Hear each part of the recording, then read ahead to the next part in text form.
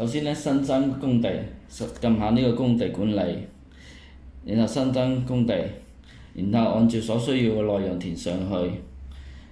電郵嗰方面呢，可以填可以不填。如果想發俾自己或者發俾人哋嘅話，就要填上呢個電郵信箱。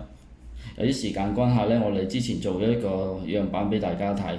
呢個呢，就首先要填上相關嘅資料啦。而收件郵箱呢，可以發俾多個或者一個人。如果多個嗰陣時候呢，多個人嘅時候呢，就要喺個郵件上後邊呢加上逗號，以格分開。如果你想知道個電郵有冇正確，填上有冇正確，或者可以發上嗰個測試郵件嚟測試佢。